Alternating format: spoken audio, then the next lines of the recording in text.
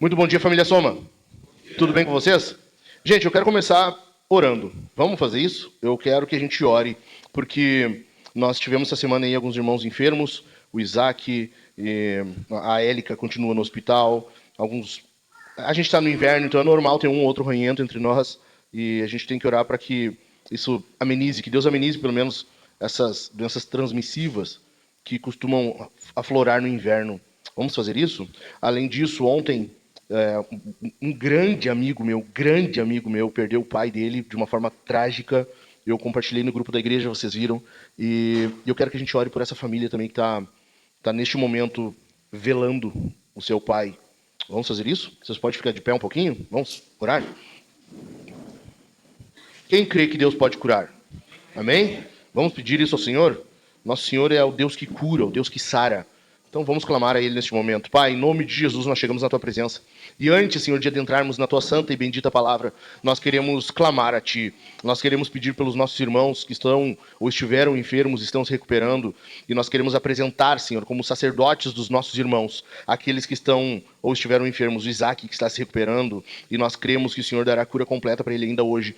Nós cremos, Senhor, que Tu abençoará a Élica de forma que ela continue bem, que ela continue saudável, podendo levar essa gestação até mais avante, de forma que a bebê Maria nasça de forma saudável, sem necessidade de UTI neonatal, sem necessidade de oxigênio, sem nada, Senhor, nenhum tipo de intercorrência. Nós clamamos a Ti neste momento, Senhor, por aqueles irmãos que estão na iminência de contrair algum resfriado, alguma gripe. Nós estamos numa época, Senhor, em que aqui na nossa região é muito comum essas doenças, esses males em nosso meio. Nós queremos pedir que Tu nos abençoe para que não haja nada disso entre nós. Aumenta a nossa imunidade, aumenta a saúde do nosso corpo físico, para que, de forma saudável, nós possamos Te servir com maior e maior alegria. Em nome de Jesus eu Te peço, Senhor, abençoe-nos dessa forma. E eu quero também apresentar na Tua presença, neste momento, Israel e a família dele, que perdeu o seu pai ontem de forma trágica.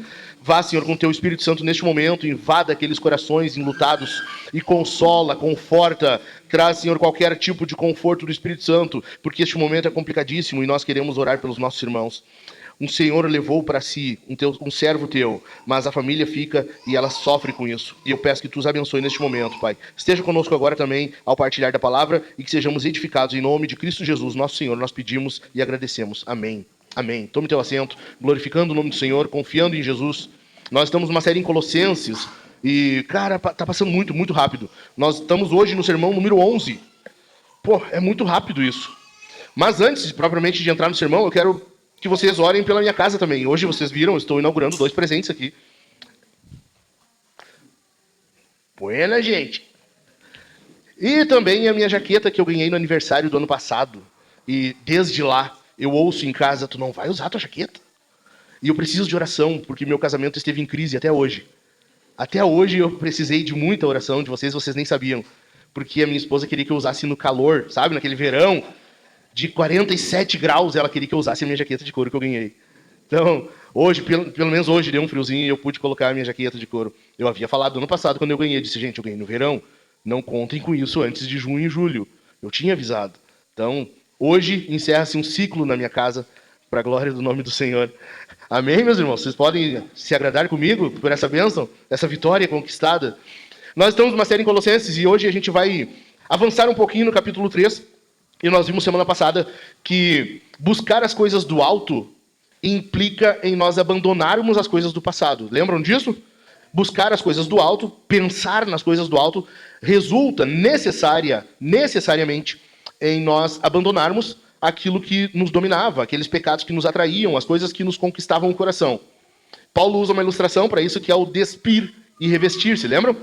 Nós despimos as velhas roupas, aquelas roupas que não são apropriadas para estarem na presença do Senhor, e agora nós somos revestidos com novas roupas, roupas que o Senhor faz para nós, assim como Ele fez para Adão no jardim.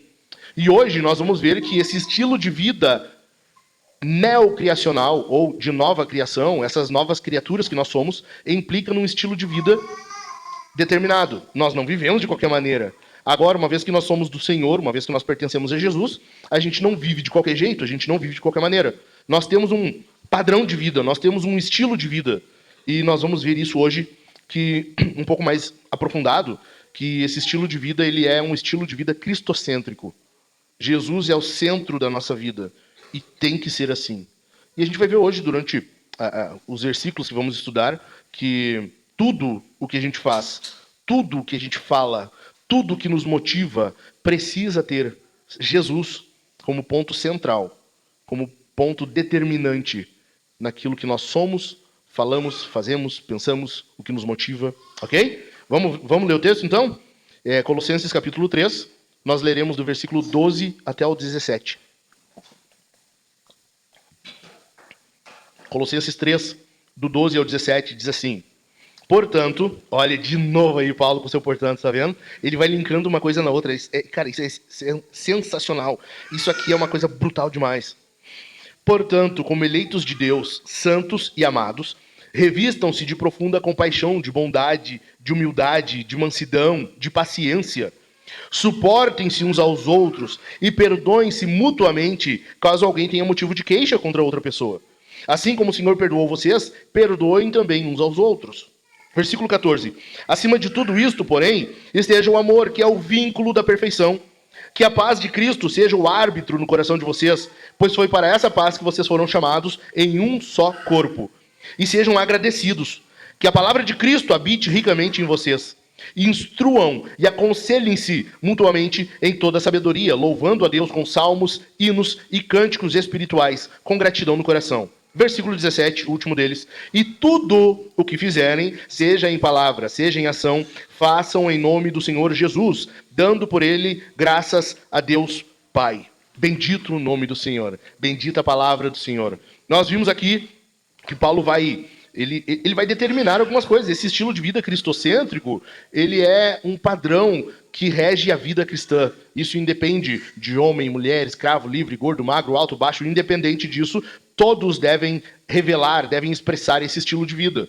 Esse caráter de Cristo que vem sendo moldado em nós e que continuará sendo até o dia da consumação. Agora, nós, lendo esse texto, percebemos aqui 3 resultados da nova criação na nossa vida. 3 resultados que necessariamente têm que permear a vida cristã, tanto individual quanto coletiva. E isso precisa estar no nosso estilo de vida. Então vamos lá. 3 resultados, sendo que o primeiro deles é a vestimenta das novas criaturas. Versículos 12 e 12 mais 1. Veja comigo. Portanto, como eleitos de Deus, santos e amados, revistam-se de profunda compaixão, de bondade, de humildade, de mansidão, de paciência. Segurei um pouquinho. O que está acontecendo aqui? Primeira coisa, Paulo está apontando para a nossa identidade em Cristo. Tu sabe que hoje há uma crise de identidade, correto? Hoje, cara, se tu olhar para o mundo, as pessoas elas querem descobrir quem são, para onde vão, de onde vieram. Alguns não sabem exatamente se são homens, são mulheres. Alguns, eles, sendo assim, eles não sabem exatamente como se relacionar com outros. E aí tu vai ver um homem trans que casa com mulher trans, e quando tu vai ver, o homem tá grávido, e é uma confusão. Né? É ou não é? Cara, isso é uma crise de identidade hoje sem tamanho. E isso faz parte da nossa época. As pessoas, elas precisam se firmar em alguma coisa. Elas precisam ter algo que as identifique. A nossa época é assim, e na verdade a humanidade sempre foi assim, só que hoje muito mais. A coisa parece que explodiu e tomou uma proporção muito maior. E com isso vão surgindo crises de identidade, vão surgindo ansiedades, angústias em torno disso, desse assunto. Mas para o cristão isso não deveria acontecer. O cristão não deveria ter crises de identidade. Por quê? Porque nós sabemos exatamente quem somos e a quem pertencemos. Paulo está dizendo exatamente sobre isso aqui.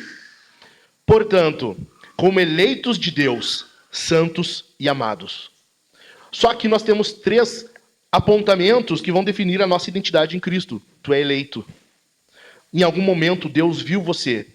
Ele viu que você estava indo em direção à condenação e ele te elegeu. Na eternidade passada, ele olhou para você e ele te escolheu. Ele elegeu você para que dentre os que estavam se perdendo, você fosse salvo. Você é eleito de Deus. Amém? Além disso, nós somos chamados para um estilo de vida de santos, de santidade. Como eleitos de Deus, santos. Por quê? Nós tivemos uma série sobre santidade. Lembram disso? Lembram? Sede santos porque eu, o Senhor teu Deus, sou santo. Nós somos chamados, nós somos eleitos e escolhidos e chamados para ser parecidos com aquele a quem nós adoramos. Se Deus quiser, se o Senhor permitir, a próxima série que nós teremos vai ser uma série um pouco mais curta e nós vamos falar sobre alguns ídolos do coração. E uma coisa que fica bem claro para nós, isso está no Salmo, se eu não me engano, 115, é que nós nos tornamos semelhantes àquilo a que nós adoramos. Aquilo que tu adora, aquilo que está no topo da tua vida, aquilo que está no altar de adoração, vai ser o que define o teu caráter. Sempre é assim. O Salmo fala, o salmista, quando escreve, ele diz: tornem-se semelhantes a eles, aqueles que os adoram. Ou seja, sempre o objeto de adoração é que define como será o adorador. Por isso, sede santos, como eu, Senhor teu Deus, sou santo. Se você adora o Senhor Deus, se você adora Jesus como teu Deus, Senhor da tua vida, necessariamente você precisa ser parecido com Ele. Necessariamente você precisa crescer em semelhança a Jesus. Amém? E, além disso, eleitos de Deus, santos e amados. Em algum momento, isso tem que ficar grudado no teu e no meu coração, que nós somos amados por Deus. Eu trabalho com aconselhamento há bastante tempo, e uma coisa que eu percebi repetidas vezes são pessoas, e dentre elas cristãos,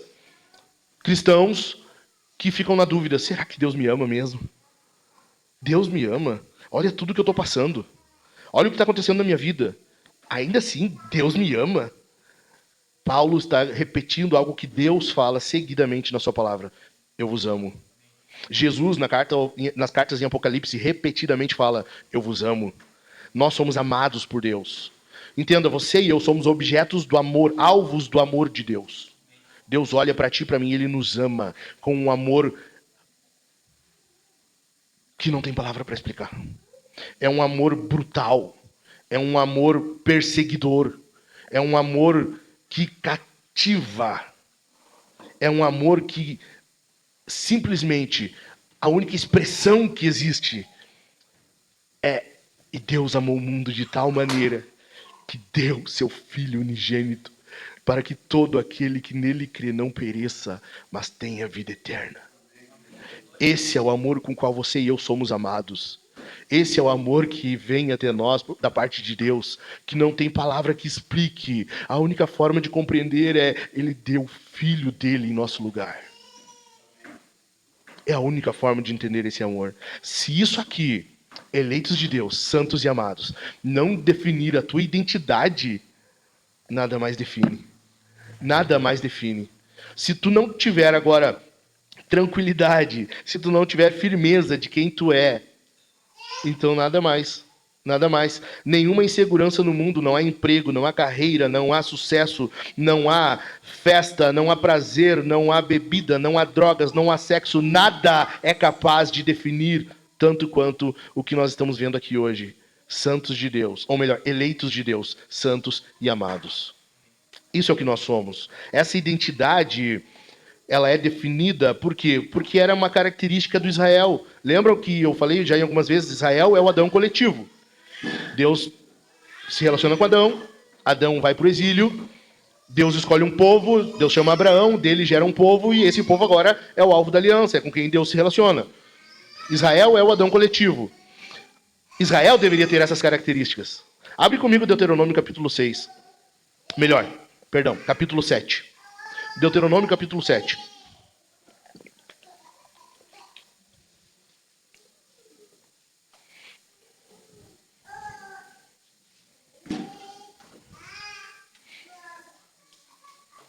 Acharam aí? Alguém achou? Achou? Chega aqui, lê para nós.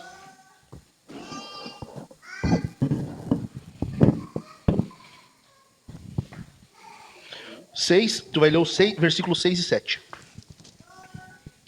Capítulo 7, versículos 6 e 7. Porque vocês são um povo santo para o Senhor, seu Deus. O Senhor, seu Deus, os escolheu, para que todos os povos que há sobre a terra, vocês fossem o seu próprio povo, o seu povo próprio. O Senhor os amou e os escolheu, não porque vocês eram mais numerosos do que os outros povos, mas vocês eram o menor de todos os povos. Começa de novo, desde o início. Porque vocês são um povo santo. Os santos, pode continuar. Para o Senhor, seu Deus. O Senhor, seu Deus, os escolheu. Eleitos. Pode continuar. Para que de todos os povos que há sobre a terra, vocês fossem o seu povo próprio. O Senhor os amou Amados. Amados. Tu percebe isso? Tu viu? Amém. Agora, o que está acontecendo aqui? Obrigado, Diogo. Vou deixar aqui por se mais alguém for ler alguma coisa depois. O que está acontecendo aqui? Deus está dizendo assim, ó, vocês são o verdadeiro Israel. Vocês são o verdadeiro Israel. Vocês são o povo da aliança. Vocês são eleitos de Deus, santos e amados. Aquilo que Israel deveria ter sido, agora está se cumprindo na igreja. O verdadeiro Israel de Deus. Amém. Glória a Deus. Bendito é o nome do Senhor. Coisa linda isso aqui. Coisa linda saber que nós fazemos parte de um povo que Deus escolheu. E Ele quer que nós sejamos como Ele. E para isso, Ele revela o seu amor. E Ele quer nos tornar cada dia mais parecidos com Ele. Agora, tem um segundo aspecto nisso aqui. Além da identidade, nós vimos as características desse povo. Tu percebe isso? Olha só, versículo 12 ainda. Revistam-se de profunda compaixão. Detalhe. Revistam-se é aquele novo estilo de vida. É a nova vestimenta. Ok? Paulo está usando a ilustração que ele deu semana passada para nós. Paulo estava aqui, ele falou, né? Despir-se, revestir-se. Lembra? E agora ele está pescando aquela ilustração e usando de novo. E ele vai dizer, revistam-se. Se veste disso aqui. Revistam-se. A roupa que nós temos que usar então é profunda compaixão, bondade, humildade, mansidão e paciência. Esse revestir-se aqui, ele só é possível em quem é eleito de Deus, santo e amado. Ok? Isso aqui é uma coisa que não acontece para qualquer um. É um estilo de vida que não ocorre em outras pessoas, em outros povos, que não o povo de Deus. Somente quem é eleito de Deus, santo e amado, pode expressar ou possuir essas características de quem é eleito, santo e amado. Nós somos compassivos, ou precisamos ser bondosos, humildes, mansos, pacientes. Por quê?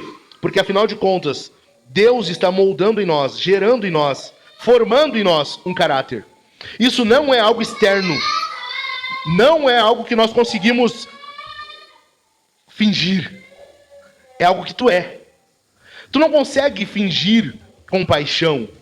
O mundo tem uma palavra para isso hoje, que é empatia. Empatia. Empatia não é bíblico, ok? Empatia não é bíblico. A Bíblia manda nós sermos compassivos. Tu tem que ter compaixão e não empatia. Empatia é o substituto diabólico para compaixão. Empatia é o substituto diabólico, demoníaco para compaixão. O diabo sempre vai usar alguma outra coisa para fingir que é aquilo ali. Para colocar no lugar daquilo ali. Sabe o anticristo, antideus, é isso. É algo contrário, mas que se coloca no lugar de. E aqui nós estamos vendo isso. Nós não temos que ser empáticos, nós temos que ser compassivos.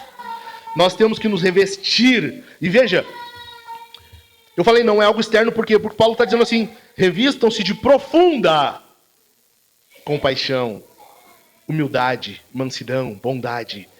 Se é profunda, não é algo superficial. Não é algo que tu finge. Não é uma mera hipocrisia. Não é algo que tu vai somente expressar de qualquer forma.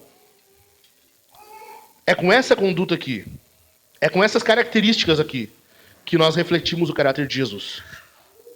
Amém? Ok? É de acordo com essas características, com essas qualidades, que nós refletimos Jesus. E Paulo continua, versículo 12 mais 1 agora. Suportem-se uns aos outros. Por que Paulo está dizendo suportem-se? Presta atenção aqui, ó. Atenção aqui, gente. Porque nós temos que nos suportar. Não é fácil tu conviver com um bando de pecador. É ou não é? Faz sentido ou não? Sim ou não? Paulo está dizendo, gente, olha só. Deixa eu contar uma coisa para vocês. Não vai ser tão fácil assim, entendeu? Não vai achando agora que é mamão com açúcar. Tá? Não chega pensando assim, aqui, agora todo mundo santinho, todo mundo se ama, todo domingo nós almoçamos juntos, nós vamos comprar alguns hectares de terra, vamos todos morar numa vila. Não. Paulo está dizendo assim, ó, suportem-se. Sabe por quê? Porque é difícil. É difícil, em alguns momentos, tu tem que olhar na carinha de alguém e dizer, cara, não tá bom, não tá legal. Ou tu ouvir de alguém isso, cara, não tá certo isso aí. Entendeu? Ou então, algo que não seja propriamente pecado, mas tu não curte, sabe? Sei lá, Tipo, Kennedy e AG, assim, que vão dormir 7 da noite. Cara, eu não gosto, pra mim não funciona isso, entendeu? Mas eu tenho que suportar. É eles, não, entende? Suportem-se. A vida cristã, a vida comunitária, envolve suportar-se uns aos outros. Agora, tem um detalhe que eu acho fenomenal, eu acho brutal demais. Paulo está dizendo assim, ó, suportem-se e não tolerem. Tu tá vendo? Não é tolerem. Não. Sabe por quê? Porque a tolerância é diabólica. É mais um substituto diabólico para algo bíblico. A Bíblia diz assim, suportem-se. O mundo vai vir com uma voz diabólica dizer para ti, tolera. Os tolerantes da cultura hoje, que são os menos que toleram, né? Porque eles só toleram os tolerantes. Se tu for um intolerante, de acordo com a perspectiva deles, então eles não te toleram. Tá tudo errado. A Bíblia não está dizendo para tu tolerar. Tolerar é diabólico.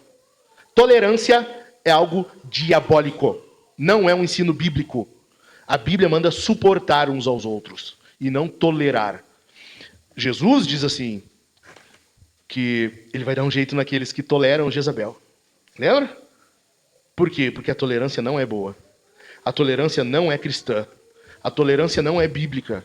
Tolerância é ensino diabólico. E nós estamos vendo por toda a carta aos Colossenses que há vários ensinos que têm um ar, um aspecto de bom, de piedoso, mas na verdade são ensinos de demônios. Ok? Entendido? A Bíblia diz assim, suportem-se uns aos outros. Não é tolerância. Suportar é o quê? É tu ser compassivo, humilde, bondoso, paciente. São as características que Paulo usou antes. Quando tu age daquela forma ali, você vai suportar uns aos outros. Haverá essa qualidade que Deus exige do seu povo por todo o Novo Testamento. E ele conclui dizendo, perdoem-se mutuamente. Esse perdoem-se é o clímax, é o ápice do fato de nós suportarmos uns aos outros. É o ponto mais alto. Por quê? Porque é o que aconteceu com a gente. Tanto que Paulo vai dizer assim, como Jesus. Nós temos que agir dessa forma como Jesus. Veja, versículo 12 mais 1 ainda. E perdoem-se mutuamente, caso alguém tenha motivo de queixa contra outra pessoa. Qual o padrão disso? Assim como, esse é o padrão, tá? Não existe outro tipo de perdão, só tem um. Assim como o Senhor perdoou vocês, perdoem também uns aos outros. Agora, por que isso? Porque perdão é o correto. Hoje tu vai ouvir muito desculpa. Desculpa. Entendeu? Tu vai, me desculpa. Não. O termo para a Bíblia é perdão. É perdão. Desculpa é tu, tira essa culpa, ela não é minha. Entendeu? Eu não quero essa culpa. O perdão é, eu sei que eu sou culpado.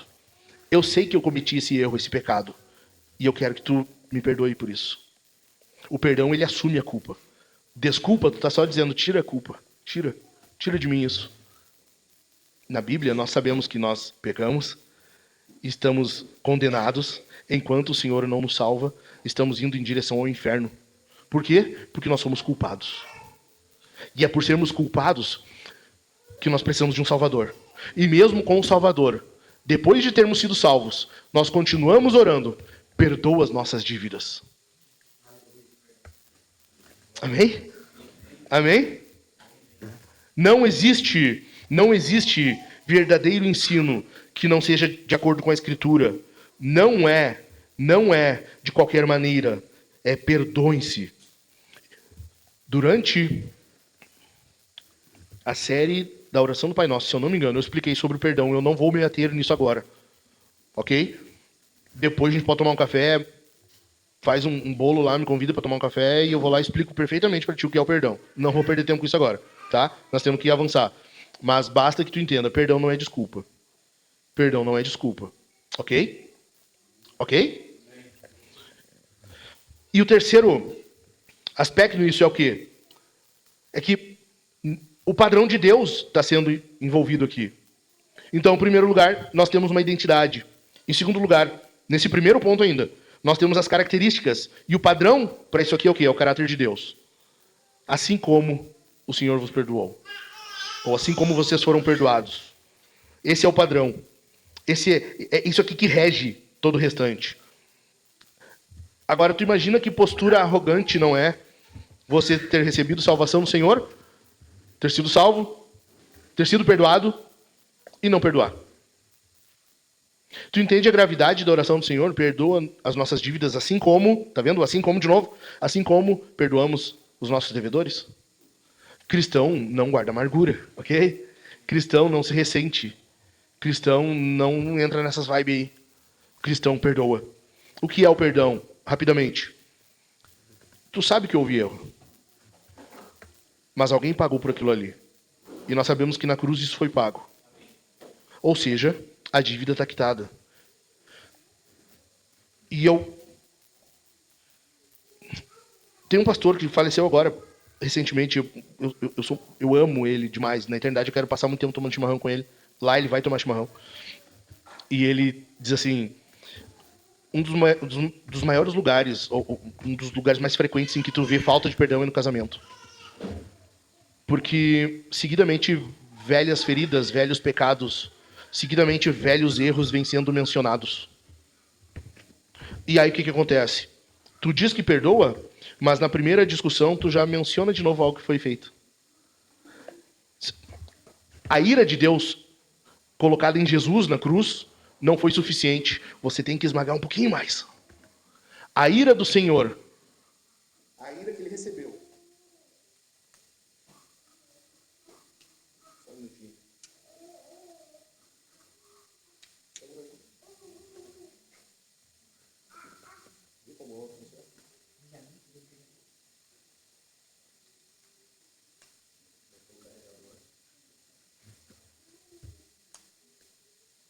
A ira de Deus, colocada sobre o Senhor,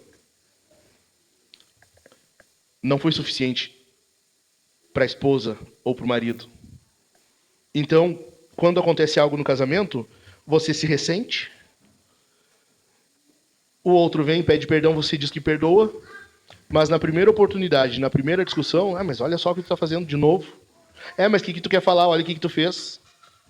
Mas olha só. E assim aqueles velhos pecados que já haviam sido perdoados, vêm sendo mencionados de novo. Deus não faz isso conosco. Ou faz? Tu percebe que quando tu tem alguma amargura, algum ressentimento, você está querendo ser mais justo que Deus, então? Sim ou não? Porque a ira de Deus, a justiça de Deus não é suficiente. Tu precisa, sabe? É uma ânsia tua que tu precisa apertar um pouquinho mais, esmagar um pouquinho mais, derramar um pouquinho mais de juízo. E, cara, na boa, eu não sei, porque isso aqui não estava no meu esboço. Eu estou falando porque está vindo. Eu acredito que da parte do Espírito. Alguém aqui hoje precisa ouvir isso. Alguém aqui hoje precisa ouvir isso. Então, guarde isso para ti. Mas quem tinha que estar ouvindo isso aqui era o fulano. Não, é tu. Quem tinha que estar ouvindo isso aqui hoje, cara, fulano tinha que estar aqui ouvindo. Não, tu tem que estar aqui ouvindo. Receba isso da parte do Senhor. Segundo lugar. O segundo resultado da nova criação no nosso estilo de vida é o íntimo de novas criaturas. Nós vimos, né? Revistam-se de profunda compaixão, bondade, humildade, mansidão e paciência. Ou seja, é algo interno, é interior, uma transformação interna. Agora, esse íntimo de novas criaturas, ele vai ser funcional, digamos assim, ele vai ser efetivo se nós levarmos em conta o que veremos a seguir. Versículo 14. Acima de tudo isto, porém, esteja o amor, que é o vínculo da perfeição. Um detalhe. Amor, na Bíblia, sempre é algo que resulta em prática. Porque Deus amou o mundo de tal maneira que deu o seu Filho. Maridos, amem as vossas esposas como Cristo amou a igreja e a si mesmo se entregou por ela. O amor na Bíblia sempre resulta em algo prático. O amor não é somente um sentimento, não é, sabe, só um pulsar mais forte do coração, umas borboletas no estômago. Não, isso é coisa do cinema, isso não é bíblico, ok? Não é assim. Esse amor aqui, ele resulta em algo prático. Versículo 15. Que a paz de Cristo seja o árbitro no coração de vocês, pois foi para essa paz que vocês foram chamados em um só corpo, e sejam agradecidos. Que a palavra de Cristo habite ricamente em vocês. Instruam e aconselhem-se mutuamente em toda a sabedoria, louvando a Deus com salmos, hinos e cânticos espirituais, com gratidão no coração. Agora, aqui vai ter uma discussão na teologia, os comentaristas bíblicos, É aquilo que eu amo ver, assim, os caras, não é isso, não é isso aqui, sabe? E eles vão ter 3 formas de ver esse amor como vínculo da perfeição. Basicamente, alguns vão ver como acima de, além de, esteja o amor. Algumas traduções vão trazer assim. Na nossa, acima de tudo isto esteja o amor, tá vendo? Na NAA tá dessa forma. Ou seja, tá colocando o amor como o maior das virtudes, como aquela mais excelente, a maior delas. Outra possibilidade seria a todas essas virtudes acrescentai o amor. É uma possibilidade de tradução. E tem uma terceira que é em todas essas coisas haja o amor. Basicamente, por cima de tudo isso, coloquem o amor. E a primeira e a terceira são as mais coerentes aqui. Porque a ideia... E tu precisa prestar atenção nisso aqui para tu não perder o fio da meada. Lembra que Paulo usou o exemplo da vestimenta? Lembram disso? Despir-se e revestir-se. Tirem a roupa velha e revistam-se da nova. Paulo continua usando essa figura aqui. Imagina você está vestindo. Você vestiu a compaixão, vestiu a bondade, vestiu a humildade, vestiu a mansidão, vestiu a paciência. Agora Paulo vai dizer assim, por cima de tudo isso, coloquem o amor. É como se o amor fosse um cinto. Vocês já viram as túnicas de antigamente? Viram? Já havia túnica e era necessário um cinto para manter amarrado, preso, o restante das roupas ficarem acomodadas. Ou então um casaco, uma jaqueta. Coloquem por cima disso algo que vai completar a vestimenta. A ideia do que Paulo está dizendo aqui é justamente isso. Esse amor é o casaco ou o cinto apropriado. Por quê? Porque sem ele as roupas não estão completas. Tu entendeu? Essa transformação íntima, ela não ocorre, ela não é eficaz se não houver sobre tudo isso algo que une, algo que interliga elas, que é o amor. Basicamente, a ideia aqui, seguindo o que Paulo está mencionando desde a alusão ao jardim e a roupa sacerdotal, é justamente essa, a roupa do sacerdote. Olha só, está em Levítico 6, 10 e 11. Vamos lá, rapidão, sem perder tempo. Levítico 6, versículos 10 e 11.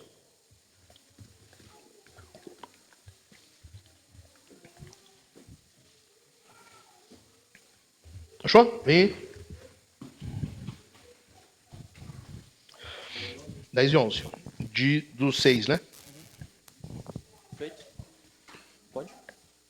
O sacerdote vestirá a sua túnica de linho e os calções de linho sobre a pele nua, e levantará a cinza quando o fogo houver consumido o holocausto sobre o altar, e a colocará ao lado do altar.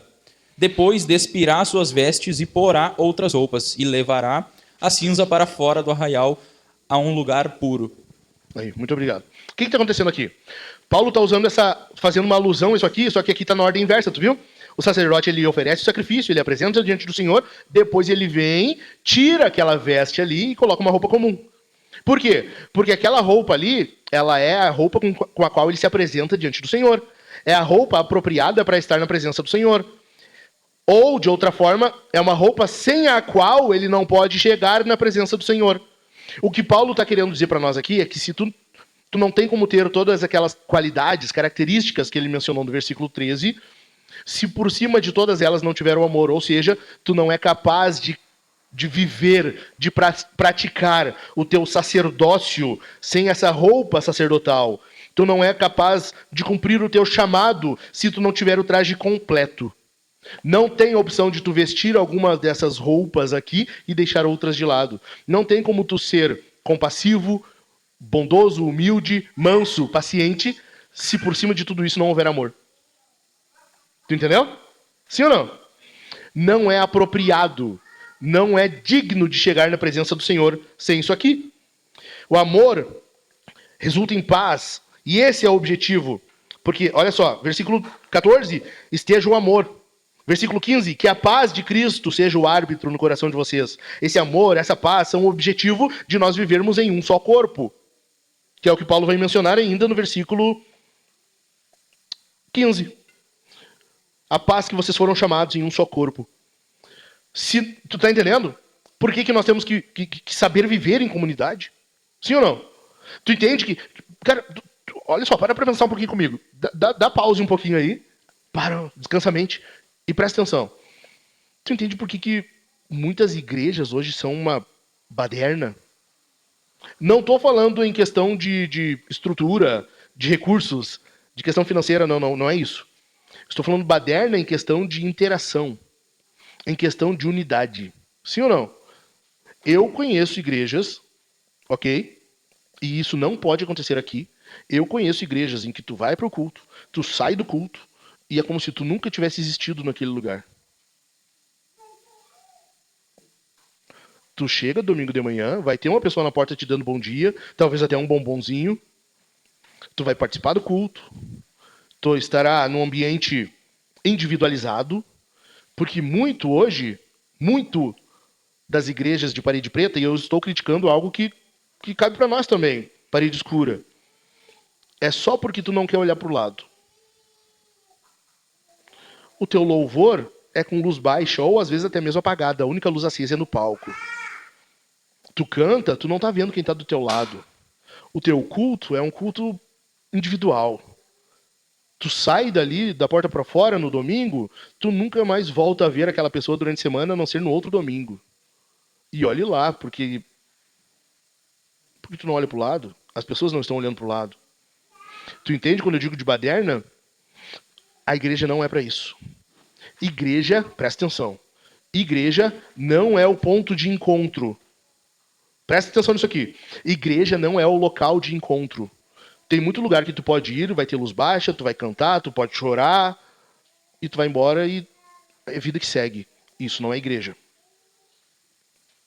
Mas eu não quero ser o santão a ponto de olhar para isso e dizer que não é igreja, porque em Corinto era exatamente o que acontecia. Então eu vou reformular. Isso não é como uma igreja deve ser. Por isso, repito, muitas igrejas estão uma baderna. É igreja, mas está bagunçado. Aqui, em nome de Jesus, isso não pode acontecer. Que haja unidade entre nós. Que haja um vínculo afetivo. Sim, estou dizendo afetivo. Que haja vínculo afetivo. Que haja compaixão, humildade, mansidão, paciência, bondade. Tudo isso debaixo do vínculo do amor. Amém?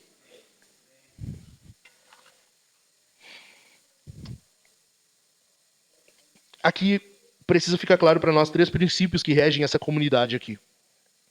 3 princípios que vão reger a comunidade que vive isso. Nessa comunidade, as pessoas servem e honram umas às outras. Por quê? Porque na igreja a preocupação é com o outro, não contigo. Filipenses 2, do 3 ao 5. Tem de vós o mesmo modo de pensar que houve em Cristo Jesus. E aí Paulo vai dizer qual foi. Lembra? Que não teve por usurpação ser igual a Deus e tal. Versículos 3 a 5, Paulo está dizendo assim, ó, que tu tem que pensar no outro primeiro. Entendeu?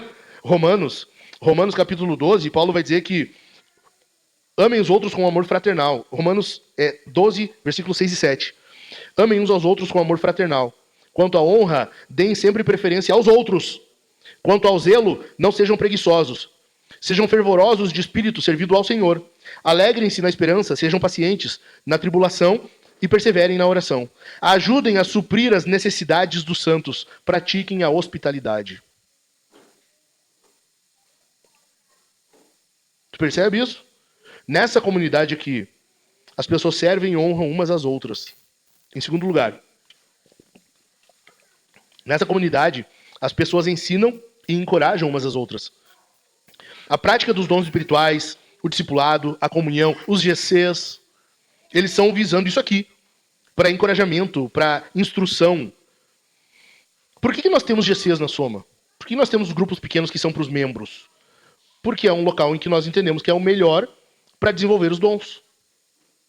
É um local mais íntimo, é um ambiente mais íntimo, é um ambiente que tu tem melhores condições para abrir o peito. Tu não vai fazer isso aqui na frente de todos. Tem os GCs, é um ambiente mais íntimo, com pessoas que se veem semanalmente ou quinzenalmente. Tu tem como pedir ajuda, confessar pecado, exercitar os dons.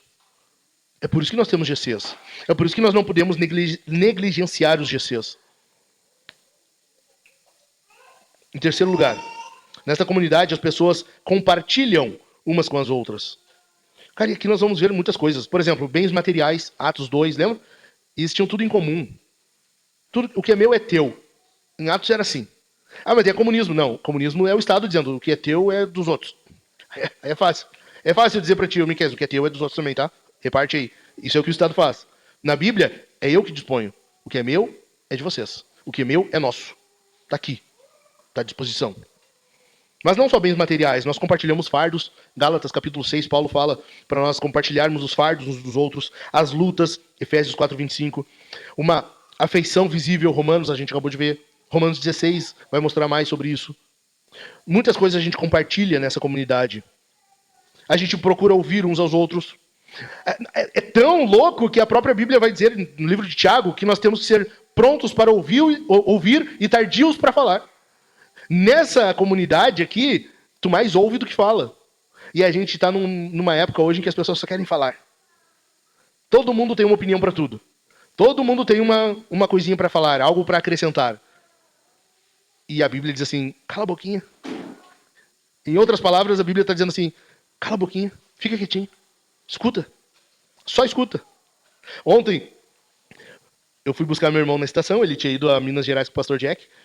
Aí eu busquei ele na estação, daí fui comentar sobre esse amigo meu que perdeu o pai. Deu. Aí ele perguntou, meu, tá tudo bem? Deu, tá tudo bem, vocês foram bem? Fomos bem. Deu, só... Eu falei só dele, não tá legal. Deu, não, eu só vou ter que passar no hospital ali agora, rapidão. Deu, mas tu não tá bem? Deu, não, tô bem. A Su não tá bem? Não, a Su tá bem. Não é nós estamos bem. Daí ele, mas é só ouvir, né? É só ouvir. Quem sabe eu paro pra ouvir, então. Eu, tá, fechou, vamos fazer isso. Aí eu, não, é que um amigo meu perdeu, tal. Eu vou passar lá dar um abraço nele e tal. Na Bíblia, na comunidade da fé é isso, cara. Tu ouve. A gente é muito pronto pra falar. E Deus sabe que a gente é assim. Por isso que ele diz assim, ó, cala a boquinha. Fica quietinho. Não é à toa que nos Salmos, nós vamos ver, Salmo 46, aquietai-vos e sabei que eu sou Deus. Entendeu? Porque senão a gente não para de falar. Não para em nenhum momento. A gente fala pelos cotovelos. E às vezes nós só temos que ficar quietinho e ouvir. Amém? O terceiro resultado dessa nova criação, e eu estou indo para o final, é a motivação da nova criação. Em primeiro lugar, nós temos uma nova vestimenta. Em segundo lugar, nós temos uma transformação íntima. E em terceiro lugar, algo que motiva isso. Versículo 17. E tudo o que fizerem. Tudo aqui, o grego ele tem uma expressão para isso. Quer dizer tudo. Ok? Tudo do grego, tudo. Seja em palavra, seja em ação, façam em nome do Senhor Jesus, dando por ele graças a Deus Pai. Esse versículo aqui ele vai resumir. Ele resume a totalidade do que foi dito do versículo 12 até o 16. Ele resume. Versículos 12 e 13 ele vai tratar da conduta do perdão exibida por Cristo. É a base da nossa conduta, de suportar e perdoar. Versículo 15, a paz de Cristo, que é central para a vida cristã. Versículo 16, a palavra de Cristo habite em vós, que é o foco da adoração e a gratidão. Ou seja, Paulo está dizendo assim, tudo na tua vida tem que ser centrado em Cristo. Tudo o que tu for fazer, o que tu for falar, o que tu pensar, seja em palavra, seja em ação, façam em nome do Senhor Jesus. Por quê? Porque o nome da pessoa representa a própria pessoa. Lembra no Antigo Testamento? Tu não pode usar o nome do Senhor em vão, porque tu está tornando Deus algo vão, sem valor, nulo. Agora, por que nós vamos fazer tudo em nome de Jesus? Porque se nós vamos agir de acordo com aquelas características que Paulo mencionou, nós vamos refletir o caráter de Cristo. Jesus é glorificado com isso. Então nós agimos em nome dele. Basicamente, nós estamos mostrando, por meio da nossa atitude, daquilo que nós falamos, da forma como agimos, nós estamos representando Deus, a natureza e a presença soberana e pessoal de Jesus. É por meio das nossas atitudes. Não basta, e hoje se tornou um mantra, né? Cara, eu vejo um chibungo, que nem crentes são. Tá? Se não é crente, é chibungo. Então, as pessoas dizem, não, vai dar tudo certo em nome de Jesus. Não, mas olha, ué, de onde veio isso? Essa fé agora em Cristo? Como assim? Não, agora vai dar tudo certo. Esse ano vai dar certo. Esse ano eu vou emagrecer em nome de Jesus. Sai daí, meu, comendo até por dentro do cotovelo. E tá dizendo em nome de Jesus. Sabe? Se tornou um mantra. É uma palavra mágica hoje. Se tu falou em nome de Jesus, agora tem que dar certo. Jesus não contava com aquilo ali. Jesus está lá no céu, soberano, reinando. Daí ele olha, tá o Enzo dizendo, esse ano, não sei o que, em nome de Jesus. Jesus, puxa vida, usou meu nome, agora vou ter que fazer. Agora eu vou ter que fazer. Puxa vida, eu não contava. Meu eu. Sabe? Meu eu. Não é meu Deus, né? Meu eu. Entendeu? E aí, cara, o nome de Jesus se tornou um mantra, uma palavrinha mágica, um estalar de dedos. Paulo está dizendo bem o contrário. Como é que tu vive glorificando Jesus? Representando ele. O nome representa a pessoa. E nós estamos vendo que na Bíblia, a presença do nome representa a soberania pessoal de Deus. Ou seja, se tu vive de acordo com Jesus, então tu está vivendo no nome dele e ele é glorificado. Tu representa Jesus. Onde tu está, tu é um representante dele. É por isso que tudo que tu fizer, seja em palavra, seja em ação, faça em nome do Senhor Jesus. Amém mesmo? Amém? Tu vai lembrar disso quando estiver discutindo em casa com o teu marido? Tu vai lembrar disso quando tua esposa queimar o arroz?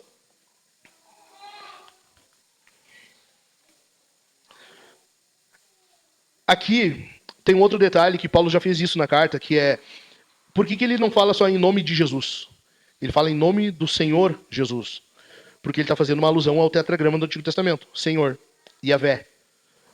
Yahvé, no Novo Testamento, ele é colocado, ou ele é traduzido como Senhor. Kyrios. Agora Paulo está dizendo que esse Kyrios, esse Senhor, é Jesus. É o mesmo Deus do Antigo Testamento. Tu continua agindo no nome daquele Deus, o Deus da Bíblia. O Deus do povo de Deus. Jesus agora substituiu Deus na fórmula de expressão. Ele é agora identificado com o Yahvé do Antigo Testamento. O que tu fazia, o que tu faria no Antigo Testamento na presença do nome de Deus? Não era reverência total? Sim ou não? É isso que nós fazemos na presença do nome de Jesus. É o contrário do que a cultura está fazendo hoje. É o contrário do que nós estamos vendo hoje nesse cristianismo barato, Nutella. Diante do nome de Jesus, nós trememos o joelho. Diante do nome de Jesus, tu age com reverência. Ou seja, se tu tem que fazer tudo, seja em palavra, seja em ação, em nome de Jesus, tudo que tu for fazer, tu tem que pensar 300 vezes antes de fazer, ou antes de falar. Porque afinal de contas, tu está representando Jesus, tu está fazendo o nome dele. Paulo usa uma expressão em Romanos que é: nós somos embaixadores. Tu é o enviado de Jesus, tu é alguém que representa ele. Como que tu vai agir de qualquer maneira? Como que tu vai agir de forma impulsiva? Como que tu vai agir de forma impensada? Como que tu vai agir de forma leviana? Se tu é um representante de Jesus. E se diante desse nome, até o pior dos demônios vai dobrar o joelho. A reverência que o povo tinha por Yahvé no Antigo Testamento, nós temos que continuar tendo no Novo Testamento. Tu entendeu? Amém ou não amém? Então vamos lá. 6 implicações inevitáveis quando Jesus tem supremacia e centralidade na vida individual e comunitária. Em primeiro lugar, as tuas virtudes, os teus dons, as tuas posses e serviço não são para ti. Deus quer que tu seja como ele. Lembra? Sede santos como eu, Senhor teu Deus, sou santo. Em tudo nós temos que ser como Deus. Nós somos representantes dele. Nós estamos representando Jesus. Então, nós temos que fazer como Jesus. Deus não retém, Deus dá. Deus é o maior doador do universo. Deus, não existe nada, nem ninguém semelhante a Deus em questão de doação. Nós estamos vivos hoje porque Deus está doando ar para nós. Tu não compra dele isso aqui. O oxigênio que está entrando no teu pulmão e que tu está mandando embora boa parte dele de volta, tu não adquiriu. Tu não pagou por ele. Deus está te concedendo. As roupas que tu tem, o que tu comeu, o que tu vai comer depois do culto agora no almoço, tudo isso é Deus que dá. Ele é o maior doador que há. E nós temos que ser assim. Ou seja, nessa vida comunitária, individualmente, cada um de nós, nessa comunidade, tem que ser o maior doador possível. Tu tem que doar teu tempo, teus talentos e finanças. Tu doa. Eu acho impressionante que nós tivemos problema assim aqui já. Graças a Deus foi embora. Enfim, não vem ao caso. Mas é o tipo de gente que achava que podia pagar. Sabe? Não, eu não posso. Eu não tenho tempo. eu não consigo, mas eu ajudo. Não, cara, nem sempre a coisa se resolve assim. Nem sempre a questão é financeira. É muito fácil tu ajudar financeiramente, se tu tem condição, óbvio, e não precisar te envolver. Muitas vezes o coração se revela nisso aqui. Como que eu vou saber se o teu coração está nisso aqui mesmo? Porque tu te doa. Tu te doa. Desde o início, uma coisa que eu sempre mencionei e continuarei mencionando, o Dani é pastor aqui, caramba. Ele é pastor aqui. E Atos capítulo 6 fala que a função primordial do pastor é a oração e palavra. E ele é o primeiro, geralmente. São raras exceções em que ele não seja o primeiro a dizer, vamos lá, tem que pintar alguma coisa? Tô lá. Tem que fazer não sei o quê, tem que limpar, tem que isso, tem que aquilo, tem que carregar. Ele tá lá, tá no meio. E ele é pastor. E o Dani também teria condição de bancar um pouquinho, se ele quisesse não vir, né? Eu sei que pode. Mas a gente percebe o coração, isso é um termômetro, tu entendeu? É um termômetro. É um termômetro. Tu imagina assim, no casamento, será que daria certo isso? A mulher louca pra jantar com o marido, fazer alguma coisa juntos, olhar um filme, comer uma pipoca, ir pegar pipoca, escorregar a mão e ir parar em outro lugar, enfim, não vem ao caso. E o cara não tá junto. Não, mas eu te dou dinheiro pra pipoca. Ó, eu não vou lá, mas eu mando o dinheiro aí pra ti. Daria certo isso? Sim ou não? É óbvio que não. Nem sempre o dinheiro resolve. Só que para alguns resolve. Acham que resolve. Tu entendeu? Na comunidade da fé, Deus não quer só pessoas que fiquem bancando financeiramente. Deus quer pessoas que se envolvam, que se doem. Amém ou não amém? Amém. Segundo lugar, suportar não significa tolerar. Veja, qual é a diferença aqui, basicamente? De acordo com a cultura, tu tem que tolerar, ok? O que é tolerar? É tu aceitar passivamente. Não, os caras estão ensinando todo tipo de atrocidade na escola. Não, mas tu tem que tolerar. Tem um marmanjão, 3,20 m de altura, com a barba desse tamanho, mas quer usar o banheiro feminino porque ele se identifica como mulher. Tu tem que tolerar. Tu aceita passivamente. Sabe? O Jean ficaria com a barba, com inveja na barba, de tanto que os caras... E o cara quer usar o banheiro feminino. O cara tem 2 de mim na largura e quer usar o banheiro feminino. Aí tem que tolerar. Não. Me vem vários tipos de palavrão na cabeça já, mas eu não quero falar. Enfim. Já eu fico indignado, eu fico louco. Tolerar é aceitar passivamente. É aceitar sem falar nada. Qual a diferença, então? Por que na Bíblia nós temos que suportar uns aos outros? Porque suportar é tu entender, mas tu vai dizer, meu irmão, só que eu acho que esse não é o melhor caminho. Não, veja bem, eu te entendo. Eu entendo a tua forma de pensar. Só que eu acho que ela não é a correta. Não, veja bem, isso que tu faz, eu te amo. Só que isso tu tá fazendo errado. É pecado, a Bíblia chama de pecado. Tu suporta, tu tá suportando as pessoas. Veja, suportar não é só tu aceitar. É dar suporte. Ok? Então, tu vai falar alguma coisa diferente da tolerância. Tolerar é tu aceitar passivamente. Não falar nada, ficar quieto. Diabólico.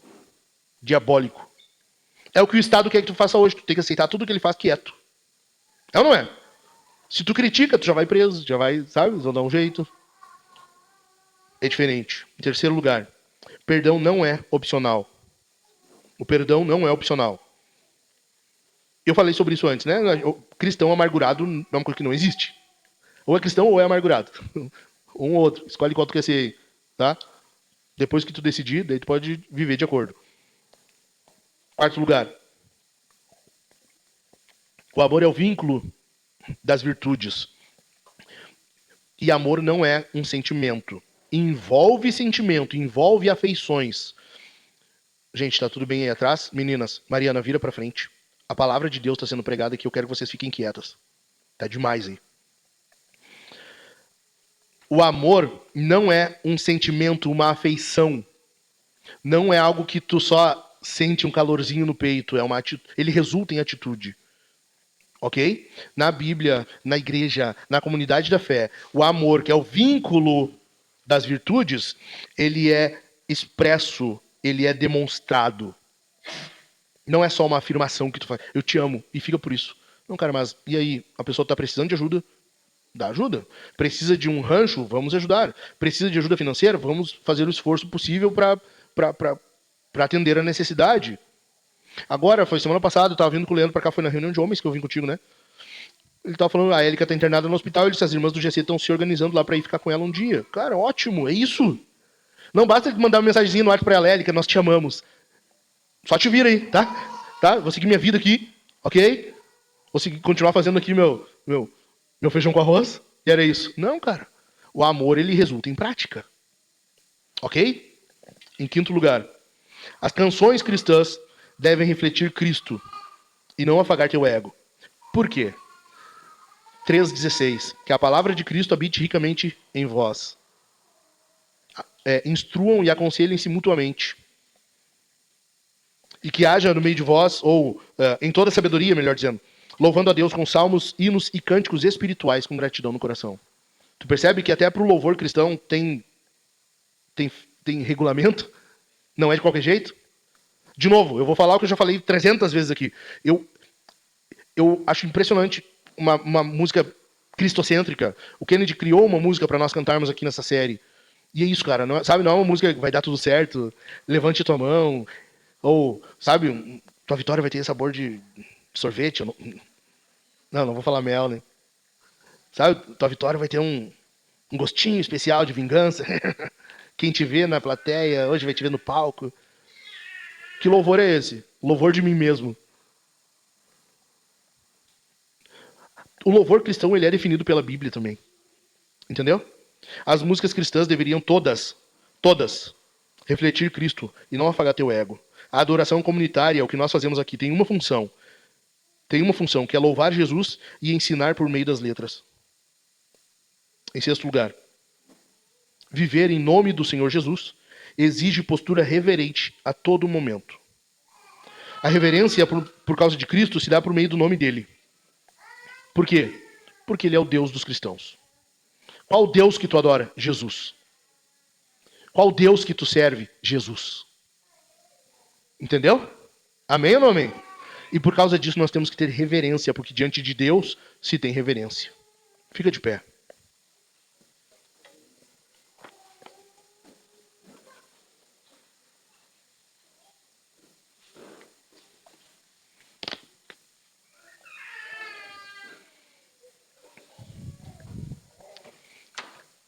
Nós vamos orar e depois nós vamos responder o sermão. E eu quero que tu vá meditando nisso aqui. Porque Deus nos chamou, Jesus nos salvou para uma nova vida. Mas essa nova vida não é só para nós dizermos que estamos indo para o céu. Entende? Não é para qualquer coisa a não ser expressar Cristo aqui. Nós temos uma missão, nós somos representantes de Cristo. E por causa disso, nós temos que viver de uma determinada maneira. Tu entende por que o cristão sempre foi um povo visto com maus olhos? No Império Romano, porque não servia outros deuses. Eram chamados, inclusive, de ateus, por causa disso. Servia um Deus não faz sentido, se tu tinha vários. Depois, o povo cristão sempre foi visto com maus olhos porque ele não se submete ao Estado.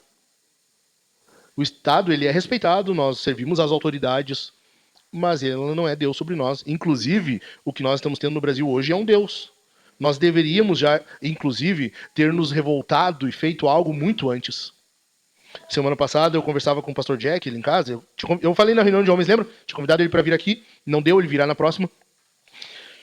Mas nós estávamos falando sobre isso e eu disse que hoje a forma que eu não sou contra impostos. Jesus falou, dai a César o que é de César e a Deus o que é de Deus. O problema hoje é que o Estado está querendo o que é de César e o que é de Deus. Ele está querendo os dois. É um ídolo ladrão. Eu falei que a pessoa se torna parecida com aquilo que adora, por isso nós temos um presidente ladrão. Condenado por isso, não é eu que estou falando, ele foi condenado por isso. Por roubar. E está lá, na presidência. Com a faixa presidencial. É imoral nós pagarmos o tanto de impostos que nós pagamos. É imoral, é roubo. Tem um nome para isso, roubo. Todos os dias nós somos roubados. Por isso que o povo cristão não é bem visto. Entendeu? Porque nós somos, de determinada forma, rebeldes. E nós não podemos, eu falei já várias vezes, sonegue impostos, tanto quanto tu puder. Alguns, nossa, pastor, é isso. Eu não estou dizendo que sempre vai ser de forma ilegal, de acordo com o governo hoje. Cara, o que eu fiz? Comprei uma caminhoneta velha para mim, não vou mais pagar IPVA. Eu acho imoral pagar aquele valor de IPVA, não quero mais. Vou comprar um carro velho que não tem que pagar. Pronto. Se tiver outras formas, a gente dá jeito. Depois a gente conversa sobre, para não ficar gravado. Mas é imoral tu dar ao governo o que ele quer. É imoral. Tá entendendo? Sabe o que é imoral? É algo pecaminoso. É imoral o Estado querer mais do que Deus pede de nós. Na Bíblia, o padrão, não estou dizendo que não possa dar mais ou menos, tá? O padrão era 10%. Nenhum Estado poderia querer mais do que isso. Senão ele está dizendo que ele é mais do que Deus. É bom ser cristão assim, né? Nós vamos servir a esse Deus, o Senhor Jesus. Como? Nós vamos responder ceando. Nós vamos participar do corpo e do sangue dele. Isso era outra coisa que no Império Romano eles eram mal vistos. Eles têm reuniões em que eles comem carne humana e bebem sangue. E os caras têm escrito sobre isso. Eles eram apavorados com a gente. Como assim? Eles praticam incesto. Como assim? Sim, porque os maridos chamam as mulheres de irmãs. Eles são irmãos que casam com irmãos. Tem escrito sobre isso. Nós era chamado de ateus, de incestuosos, de canibais, por causa da ceia. Cara, coisa boa. Dá um ânimo isso. Nós vamos servir ao Senhor comendo e bebendo dele. Por quê? Porque afinal de contas ele teve sua carne destroçada por nós. Ele disse, esse é o meu corpo que é partido por vós. O pão da ceia é o corpo de Cristo. O sangue de Cristo é o vinho que nós bebemos na ceia. Participe do Senhor. Participe demonstrando que tu tem parte nele. Todo cristão, quem se submete a Cristo, participa da ceia. Quem serve ao Senhor no corpo dele, participa da ceia. Amém? Nós vamos cantar também. Já que nós lemos um texto hoje que diz que nós temos que ter cânticos espirituais, salmos, hinos e cânticos espirituais, vamos cantar. Cante ao Senhor, porque a palavra manda nós cantarmos a Ele. O cântico de louvor é um mandamento, faz parte do culto. Cante com alegria. Em terceiro lugar, oferte. Nós vamos ofertar, primeiro, porque é uma exigência. Tudo nosso é de Deus. Então, oferte generosamente. Segundo, porque nós nos mantemos como igreja assim. Terceiro, porque nós precisamos de ofertas generosas. Nós estamos no final do mês. Todo final de mês é uma choradeira. Geralmente, no final do mês, eu chamo o Chico. Chico, eu preciso abastecer o carro. Tô mal aí. Me ajuda. Final de mês. Cara, eu nem sei se foi comprado já. Nós tínhamos bíblias para doação. Não foi comprado mais ainda, né? Nós temos que comprar mais. Quando vem visitantes, nós queremos ter uma bíblia para doar para a pessoa. É o mínimo que a gente pode fazer. O correto, ou pelo menos algo que eu ainda pretendo, é nós pegarmos bíblias e sair na rua evangelizando e distribuindo bíblia, dando bíblia para as pessoas. Para isso tudo a gente precisa de dinheiro. Doe, oferte generosamente, amém? Pai, muito obrigado por essa palavra. Obrigado, Deus, porque Tu nos mostra que a nossa vida não é de qualquer maneira. Nós temos o caráter de Cristo agora e, por causa disso, devemos revelar isso aos outros. Senhor, que possamos ter as características de Cristo em nós. Faz com que sejamos, de fato, novas criaturas e que isso mude a nossa forma de viver, aquilo que nos motiva e a forma como vivemos. Em nome de Jesus, eu suplico a Ti, esteja conosco, transformando-nos e realizando a boa obra que o Senhor iniciou e que a palavra nos garante, o Senhor levará até ao término. Que nós possamos glorificar o nome de Cristo e viver como representantes dele aqui nessa terra, a fim de que sirvamos aos Teus propósitos e também que possamos servir uns aos outros, porque assim o Senhor nos chamou para vivermos. Em nome de Jesus, amém.